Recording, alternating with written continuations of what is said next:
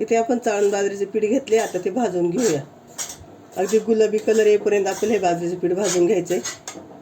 बारीक गॅसवर भाजायचे, फास्ट गॅसवर नाही भाजायचं. एवढं पीठ भाजलं ना की आपल्याला 5-6 दिवस जातं ते, थोडं थोडं टाकून केलं तर. इथं आपलं पीठ भाजून झाले, छान कलर आलाय पिठाला. मला हे पीठ भाजायला जवळ 15 मिनिटं लागलेत. 1.5 ग्लास पाणी घेतलंय. गॅस चालू करू आणि पाण्याला उकळी येऊन देऊ आपण.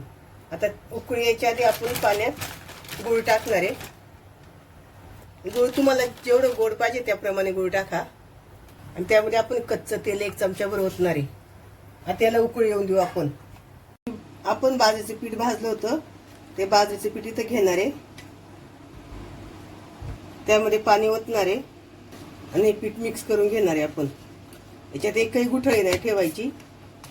पाण्याला उकळी येईपर्यंत हे पीठ कालवून घ्यायचं आपल्याला. इथं पाण्याला उकळी आली आहे. आपण बाजरीचं पीठ कालवलं होतं ते पीठ ओतून घेऊया. आता याला परत उकळी येऊन देऊ. इथं बाजरीचं पीठ आपण भाजलेलं आहे, त्यामुळे जास्त वेळ नाही उकळी येऊन द्यायची. अगदी 1-2 मिनिटं उकळी येऊन द्यायची त्याला. आपली इथं बाजरीची पेज शिजली आहे. त्यामध्ये वर आपण दूध ओतणार आहे. दूध ओतलं का मिक्स करून घेणार आणि हलकीशी उकळी आली का लगेच बंद करून टाकायचं.